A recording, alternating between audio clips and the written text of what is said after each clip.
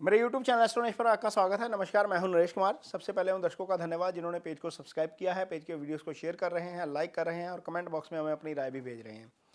बात करेंगे शनिदेव की। शनिदेव मार्गी होने जा रहे हैं 4 नवंबर को।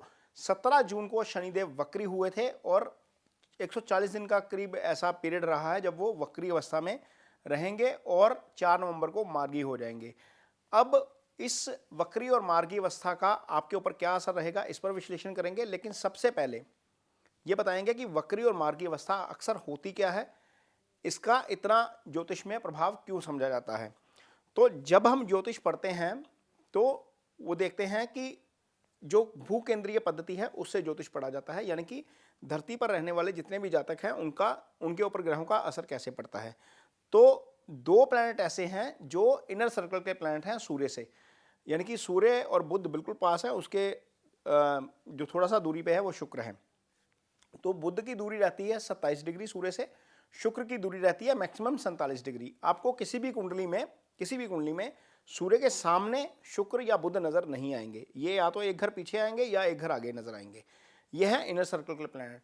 जो आउटर सर्कल के प्लैनेट हैं उनमें मंगल, गुरु और शनि आते हैं। ये कुंडली में आपको सामने भी नजर आ सकते हैं सूर्य के और सूर्य के साथ भी नजर आ सकते हैं। लेकिन ये ग्रह जैसे ही सूर्य से 120 डिग्री दूर जाते हैं, भले ही वो बाएं तरफ से जाएं, वो भले ही दाएं तरफ से जाएं, तो वक्री हो जाते हैं। पोजीशन सूर्य की ही चेंज होती है इन ग्रहों की। जैसे शनि कुंभ राशि में ही रहेंगे, सूर्य जैसे ही 120 डिग्री दूर जाएंगे तो ये ग्रह वक्री हो जाएंगे। अब वक्री ग्रह करता क्या है और वक्री क्या करता है?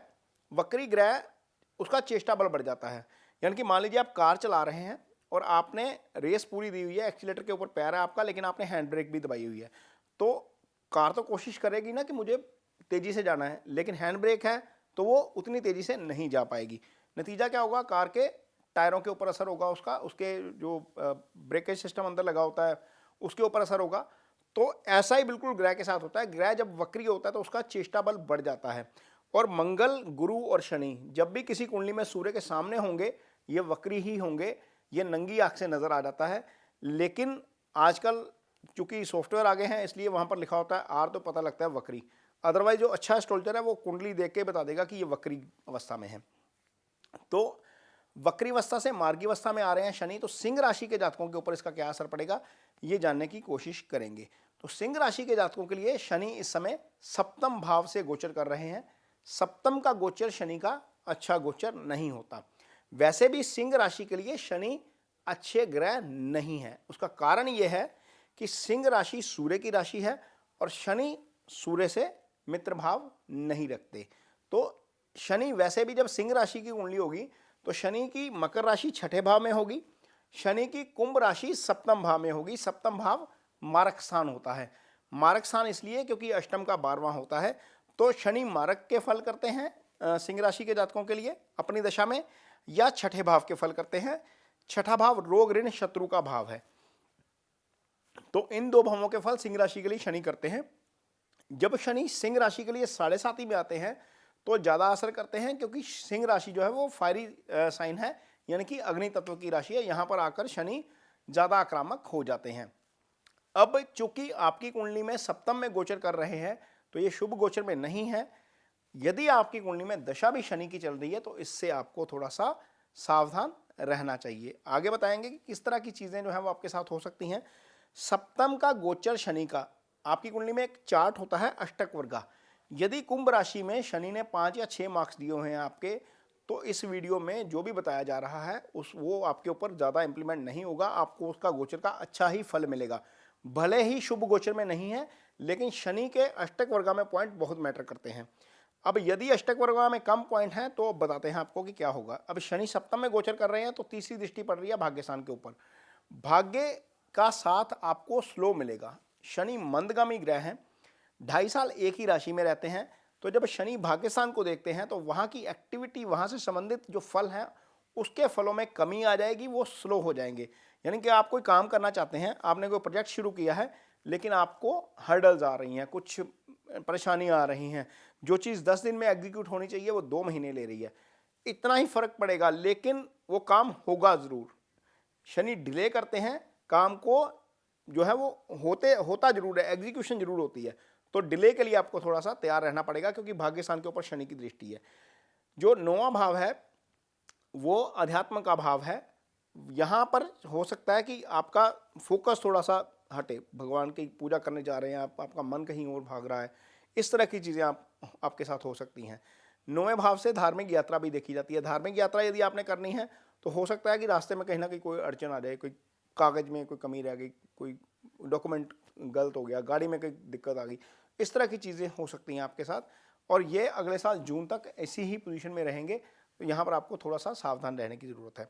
शनि जब आपकी राशि को देखते हैं, सामने चंद्रमा के ऊपर शनि की दृष्टि है, तो क्या करते हैं, शनि की दृष्टि से आप स्लो हो जाते हैं। शनि क्योंकि मंदगामी ग्रह है, आपका बिहेवियर, आपका एटीट्यूड इस तरह का हो जाएगा, चलो आलसपन जैसे बोलते हैं ना, यार आज नहीं कल कर लेंगे, तो वो कल वाला काम नहीं करना आपने बस, ये सबसे अच्छा उपाय यही है कि शनि जो कर रहे हैं सामने, आपने अपने आप को एक्टिव रखना है।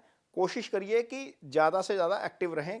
वैसे तो सूर्य की राशि या व्यक्ति एक्टिव ही होते हैं सिंह राशि के, लेकिन इसके बावजूद चूंकि जब शनि की दृष्टि पड़ रही है सामने, तो सुस्ती वाला रवैया आपका हो सकता है और एक जिद्द वाला रवैया जरूर हो सकता है, क्योंकि शनि जब चंद्रमा को देख रहे हैं तो आप जिद्दी हो जाते हैं, आप एक चीज़ के ऊपर स्टैंड ले लेते हैं, भले ही वो बात गलत है या सही है, सामने वाले की बात को है वो आप जो है वो तवज्जो नहीं देते, आपको लगता है कि आपका पॉइंट सही है, आप किसी गलत बात पर भी अड़ जाते हैं, बाद में रियलाइज़ करते हैं यार ये बात तो ठीक थी, मुझे मैंने वहाँ पर गलती कर दी। तो किसी चीज़ पे अड़ना नहीं है। ये 2 चीज़ें आपको ज़रूर करनी है, एक तो सुस्त नहीं होना, एक अड़ना नहीं है, क्योंकि प्लैनेट अपना असर करेगा, वहाँ पर आपको थोड़ा सा अपना जो है वो स्वभाव बदलना पड़ेगा। शनि की एक दृष्टि जाएगी चौथे भाव के ऊपर, ये सुख स्थान है, आपकी मदर का स्थान है, तो मदर की हेल्थ को लेकर थोड़ा सा ज़रूर इशू हो सकता है, वहाँ पर आपको सावधान रहने की ज़रूरत है। यदि आप कोई मकान, प्रॉपर्टी या कार खरीदना चाहते हैं तो वहाँ पर भी कोई ना कोई आपको हर्डल्स मिल सकती हैं। मैं हर्डल बोल रहा हूँ, मैं ये नहीं बोल रहा कि वो काम जो है वो सिरे नहीं चढ़ेगा, क्योंकि शनि यहीं पर है तो यहीं पर ही रहेंगे, लेकिन हर्डल जरूर क्रिएट हो सकती है। तो कोई भी काम आपने करना है, कोई प्रॉपर्टी खरीदनी है, तो ये कोशिश करिए कि उसका लीगल एस्पेक्ट जो है वो ज़रूर चेक कर लीजिए। कई बार प्रॉपर्टी के कागजात में कोई दिक्कत होती है, आप कार खरीदने जा रहे हैं तो कोशिश करिए कि जब खरीद के बाहर लेके आए हैं शोरूम से, तो उसको अच्छे तरीके से चेक कर लीजिए, उसकी डॉक्यूमेंटेशन वगैरह क्लियर कर लीजिए। ये चीज़ें आपको थोड़ी सी ध्यान में रखनी पड़ेंगी जब तक शनि यहाँ पर है, क्योंकि चौथी दृष्टि है वो सुख स्थान है, और आपकी कार, आपकी मकान, आपका गाड़ी, सब बंगला सब यहीं से आता है। तो जो एग्जीक्यूशन वहाँ पर आपने करनी है, प्रॉपर्टी का काम में कुछ करना है, तो वहाँ पर थोड़ा सा सतर्क रहकर, थोड़ा सा सावधानी के साथ काम करना पड़ेगा। तो सिंह राशि के जातकों पर शनि के गोचर का ये असर हो सकता है, जो मार्गी हुए हैं शनि, ये असर आपको उसमें देखने को मिल सकते हैं। लेकिन यदि आपकी कुंडली में शनि की महादशा चल रही है सिंह राशि के जातकों के लिए, और शनि चूंकि मारक भी हैं, तो आप शनि के मंत्रास जरूर करिए। ओम शं शनिश्चराय नमः का मंत्र है शनि का, ये बीज मंत्र है, कोई भी पढ़ सकता है। और इसके अलावा शनि का डोनेशन करने के लिए आप काली जो है वो दाल, उड़द की, वो दान कर सकते हैं, काला कपड़ा दान कर सकते हैं। ये डोनेशन आप यदि वृद्ध आश्रम में देते हैं या अंध आश्रम में देते हैं, कहीं ऐसी जगह पर जहाँ पर ये इस्तेमाल में आ जाए, तो ये ज़्यादा बेटर रहेगा। संकल्प जरूर करिए, भले ही आप दान देने जा रहे हैं, भले ही आप मंत्रास कर रहे हैं, तो संकल्प आपको जो पंडित जी हैं आपके मंदिर के या कहीं पर भी आप जाते हैं जिनके साथ आपका संपर्क है, उनसे संकल्प जरूर बनवा लीजिए, अपने नाम के साथ आपका संकल्प बन जाता है। यदि वो संकल्प लेकर आप मंत्रास करेंगे तो आपका वो ज़्यादा बेटर रहता है, क्योंकि जो दान भी है, दान भी 3 तरह का होता है, सात्विक दान, राजसिक दान और तामसिक दान। सात्विक दान वो दान है जो आप खुशी से कर देते हैं किसी को, उसमें कोई आप एक्सपेक्टेशन नहीं रखते। तामसिक दान वो होता है आपके पास पैसा है, आप कहीं पर भी उसको डोनेट कर रहे हो, आप कोई बेनिफिशियरी नहीं देखते कि कहीं पर किसी को लग रहा है या नहीं लग रहा। और जो राजसिक दान होता है वो हम संकल्प लेकर करते हैं, यानी कि उसके लिए हमारी कुछ अपेक्षा होती है। तो संकल्प जरूर लेना है यदि दान कर रहे हैं, यदि दशा शनि की चल रही है तो संकल्प लेकर ही दान करें, इससे आपको फायदा होगा। इसके साथ ही मुझे दीजिए इजाजत। नमस्कार।